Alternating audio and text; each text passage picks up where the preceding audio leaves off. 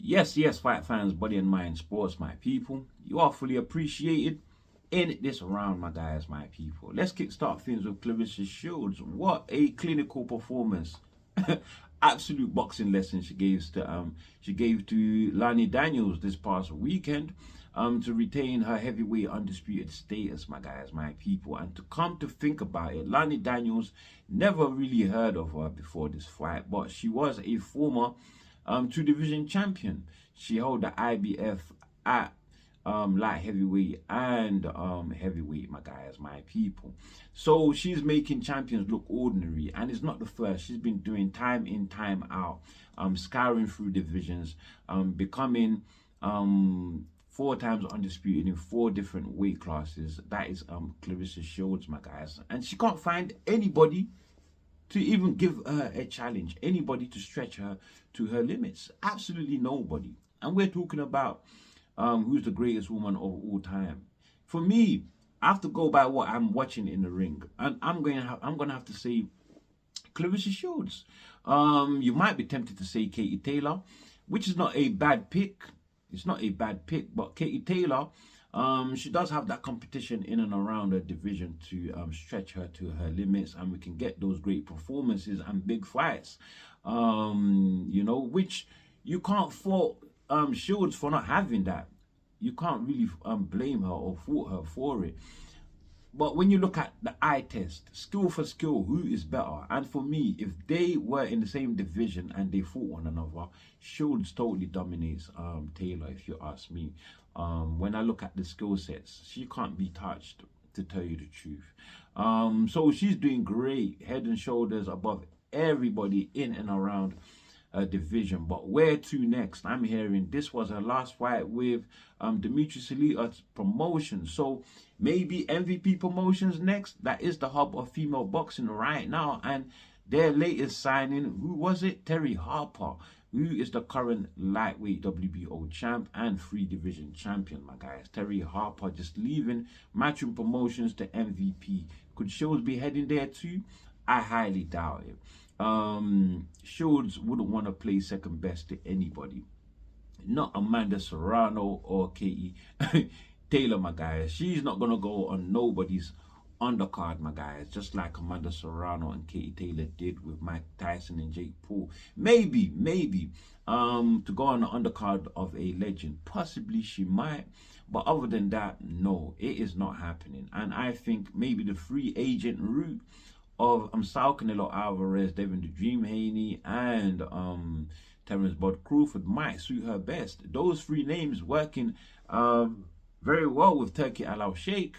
Maybe Clarissa Shields might become a name in women's boxing that Turki wouldn't mind working with in the future, although I have to say Turki is not very keen on women's boxing. He doesn't seem to be anyway, my guys, my people.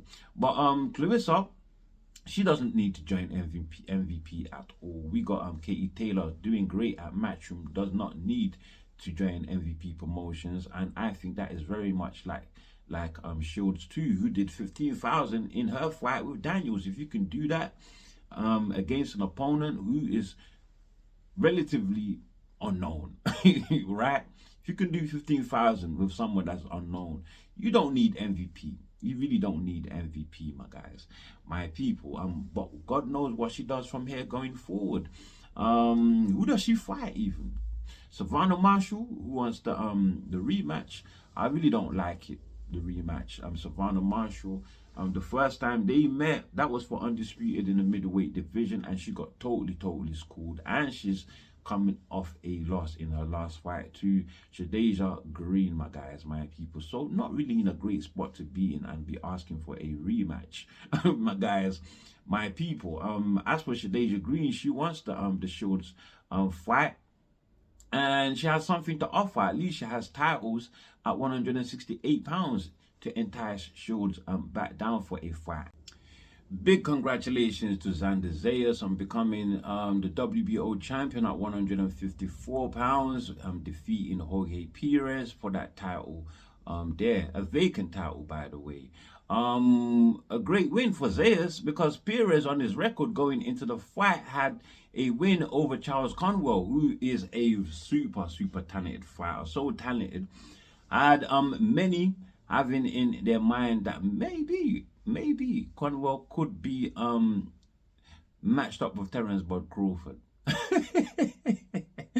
Well, anyway, my guys, my people, it makes the win for Zayas over Perez even sweeter. Makes it even better and sweeter when you look at it from that angle, my guys, my people.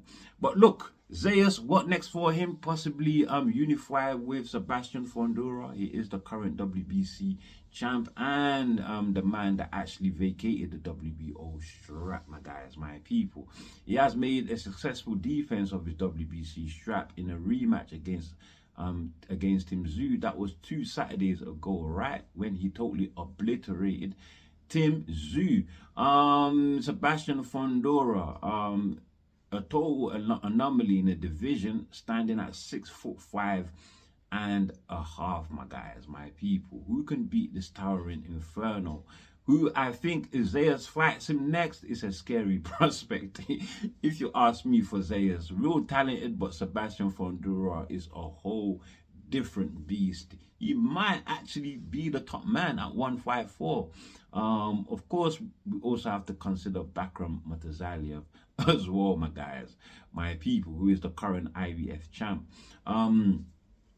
Yeah, but Fundora, his mandatory is actually Virgil Ortiz, the WBC interim champion. Ortiz, him and Fundora, that would be a great fight. Fundora and Ortiz both come forward fighters, very relentless. They love trading and leather. If they do fight, it will be a bloody war, my guys.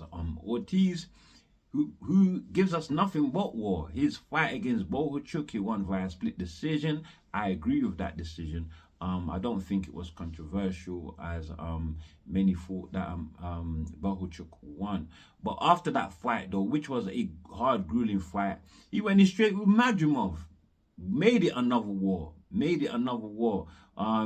Both their faces looked battered after the fight, but Ortiz walked away with the decision win. I actually predicted he would win. So that's one of my my proudest predictions, actually, to get that right. To tell you the truth. Well, anyway, yeah. Do you think Ortiz's performance over Madrimov was better than Crawford's? I don't think so, you know, because Crawford walked out of that ring virtually untouched. Didn't have a mark on him, whereas Madrimov did. So I would say Crawford a better performance. Ortiz made it a better fight for us fans to enjoy it, I reckon. You know. So a better fight, but not better performance, in my opinion. Yeah, but the man I would rather want to see Ortiz in there with next is, of course, Jerome Bruce Ennis. Jerome Bruce Ennis, now officially a 154-pounder, vacated his IBF and WBA straps at 147 to move up. And I would have thought he would have gone on to fight Ortiz in his very first fight, since Ortiz is a natural 147-pounder who moved up because he couldn't make weight at 147 due to his medical condition, right? So it's a health risk to make 147. However, Ennis, who moved up to 154 because he's getting too big for 154, and basically he's dying trying to make the weight. Well, you should have an advantage over Ortiz at 154, right? Shouldn't he? So why does he not want the fight with Ortiz? I'm going to have to call it a duck. my guys, my people. Because Turki has exposed him. Saying he wants a tune-up fight before getting an Ortiz fight. Turki, who can make that fight earliest, I would say, November, because Ortiz is currently injured and has just come out of surgery, my guys, my people. So, if Ennis wanted that fight, Ortiz says we can make it next. But they want a tune-up fight. And I was thinking, who the hell at 154 is going to be a tune-up for Ennis in a stat division as 154? But lo and behold, Eddie Hearn, who knows the division very well, has been scouring in the division, and he's come up with Josh Kelly. He wants Josh Kelly versus Ennis, he has reached out. If Josh Kelly accepts, I'll be very surprised because Ennis will totally obliterate Josh Kelly. I'm telling you now, Josh Kelly, who struggled with Ishmael Davis, especially in the last rounds of that fight, and Ishmael Davis was totally stopped and obliterated by Bohachuk, the man that Ortiz obliterated. My guys, my people. As for yeah, so I think Ennis obliterates him, boy. He totally obliterates him. Just Kelly can move, he can box, but I mean, Ennis, he can outbox the boxer, outmaneuver the mover. You name it, he does it. He can outpunch the puncher. So yeah, that is how I see it, my guys, my people. But as far as Top Rank, where did they go to from here? No more ESPN. That means ESPN now gone. Time ago, we had HBO and Showtime also gone, my guys, my people. HBO and Showtime bringing us those Mayweather fights, Pacquiao and Mayweather, and damn. It's a sad thing that all the broadcasting channels, TV broadcasting channels are gone. Sky, gone. They don't want nothing to do with boxing. TNT as well, I'm hearing. Possibly. Yeah, TNT. TNT, my guys, my people. But look, where next for Top Rank? Because they've left us hanging. They've said this time will come, but they left us hanging as to who they will go to. Maybe the Zone. I don't know. I don't know, my guys, my people. Let's wait and see. But somebody else in a spot of bother is, of course, Ben Shalom and Boxer, no longer with Sky, and the deal is not to be renewed, my guys, my people. So where is next? On top of that, they're losing a bag of fighters. Adam Azim and Ben Whittaker, two prospects there that they can hold on to hopefully they will become something valuable under the banner, my guys, my people. However, there seems to be signs that they too might be leaving, my guys, my people. Ben Whittaker, who has been talking with Eddie Hearn of Matchroom. Right? Eddie Hearn of Matchroom, they have spoken concerning I can't remember where or when, but Eddie Hearn did say something about speaking with Ben Whittaker. Adam Azim as well. Hamza Shiraz, who's with Queensbury Promotions, said, ask Azim, you might be coming to Queensbury Promotions, and Adam Azim, well, he didn't refute it. He said maybe. So Ben Shalom could be losing them too. He's got Chris Eubank Jr., but Chris Eubank Jr. is saying that it's a partnership between him and Ben Shalom. Partnership for what? To own Boxer? What do they mean by partnership? Every signing is a partnership. He signed to Boxer. Forget that partnership stuff. He signed to Boxer, right? At least they still got him. They still got Chris Eubank Jr. How about they've got Lauren Price, but she's not really a big puller, mate. She's not really a big puller. She's young, all right? But it looks like Shalom might stand to lose more fighters. Boassi's left. Gone to Queensbury Promotions. You know, left Matchroom because he didn't like the app platform of Matchroom. He wanted to go to Sky, where he thought he would get maximum global exposure. Well, and then Ben Shalom and Sky no more. Who next though? Who next is going to leave? I don't know. I can't think of any right now, but hopefully no more fighters leave Boxer. Otherwise, Boxer, they will just collapse. They will collapse, boy. Hopefully not. But yeah, really though, where is Boxer going next? Because it's looking very, very much like they're running out of time. Like the walls could be closing in, my guys, my people. They need to find a home, boy, and I can't see anywhere else but the Zone. That's where everybody is going. Why won't the zone take Boxer? Maybe because they don't have a big enough stable to put on fights week in, week out, right? But the zone already has a Matchroom and Queensbury Promotions with massive stables. They also have Golden Boy Promotions to put on fights week in, week out. So it's like they got people doing that anyway. And I would have thought that Boxer would have done the zone a favor in stepping a little bit closer to becoming a monopoly in boxing if they signed Boxer, my guys, my people. Because after they signed Boxer, who else for them to sign? What? Top Rank. They can make a deal with Top Rank. Top Rank deal with ESPN is done. And or even PBC, who are going to be ending with Amazon once their contract is done. Amazon saying they don't want nothing to do with boxing. So that is another one who don't want nothing to do with boxing, my guys, my people. So I guess my guys, my people, I don't know where they're gonna go. Maybe I'm still thinking the zone. But it's very worrying when you start hearing that they're going on BBC iPlayer. That is worrying. You're gonna hide yourself behind a button. Not only that, but it's played out. iPlayer is played out. That is so yeah, it's out of touch, out of date. Let's just say that way, my guys, my people. Anyway, let's move forward to Anthony Joshua. All this talk about him retiring end of 2025.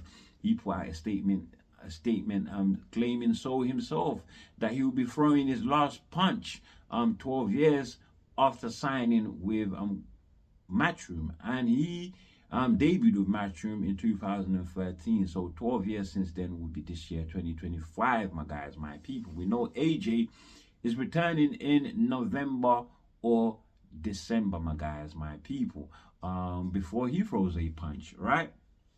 But I would say hell no, he's not retiring.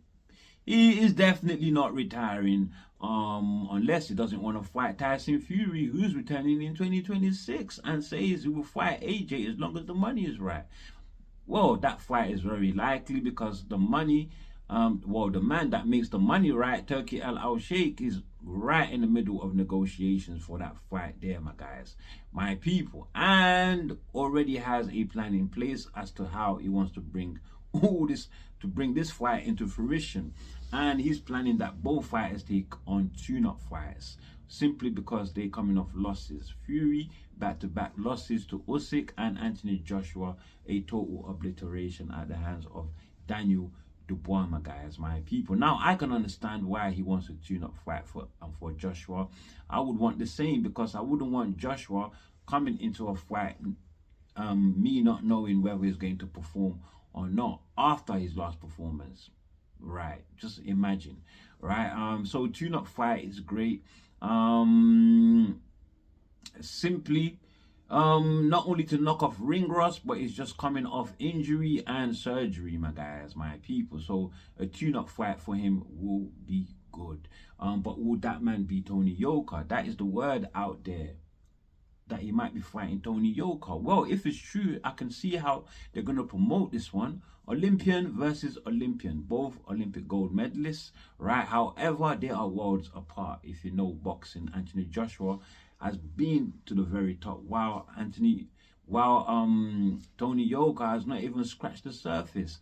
In fact, he won his first 11 fights, only to then after lose to Martin Bakole via majority decision. So his 13th fight, he lost to, or should I say his 12th fight, he lost to Martin Bakole via majority decision.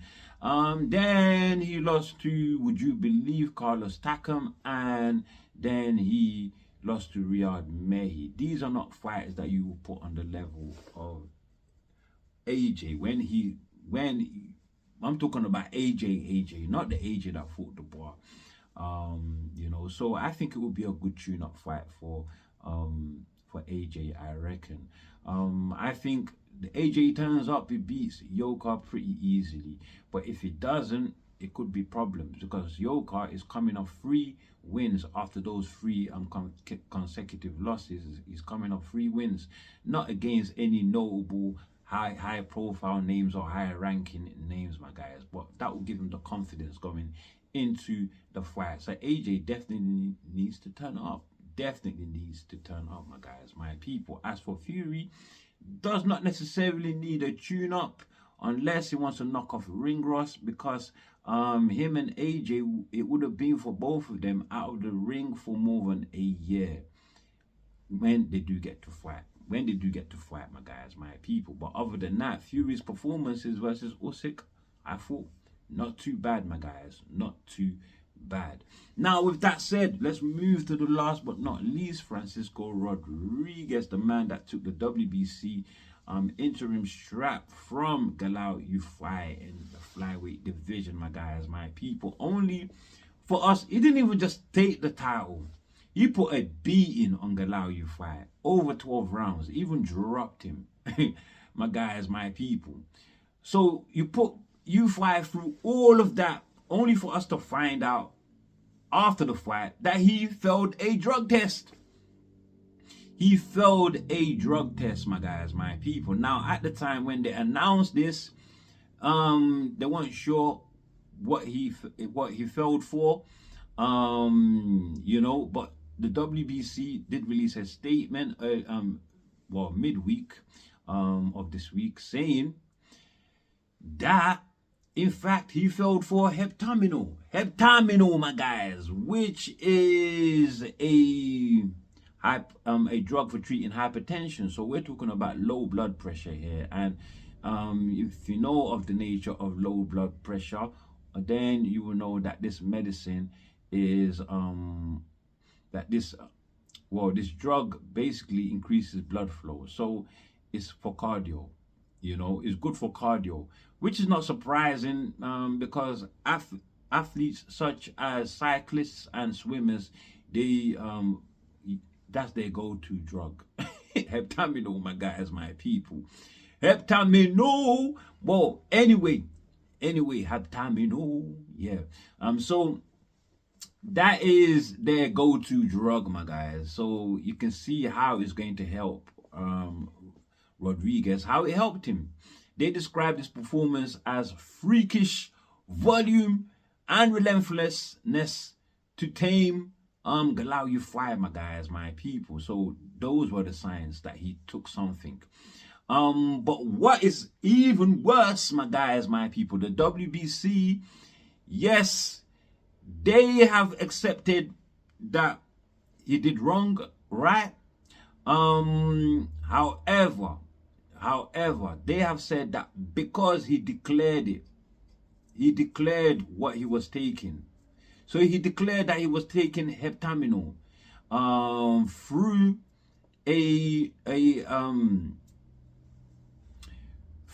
a supplement, right? An over-the-counter supplement, my guys, my people, an energy booster, said Rodriguez, my guys, my people.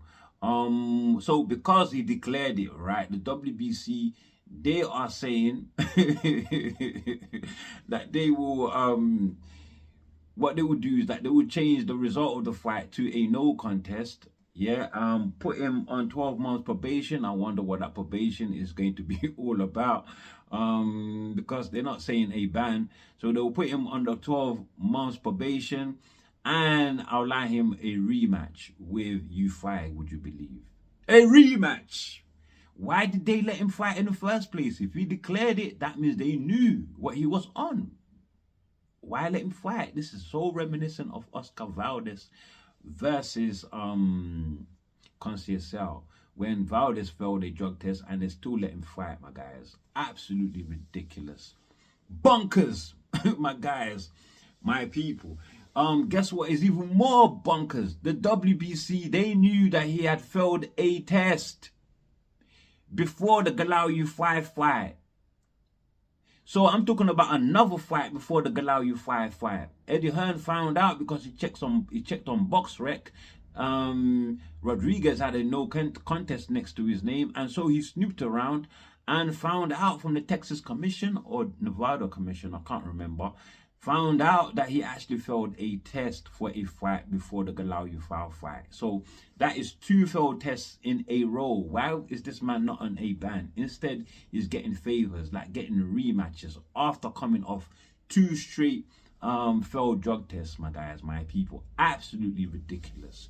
Goes to show you, when you are when you are friends with the WBC, you get favors done for you. Basically, if you are coming from the Reynoso camp, which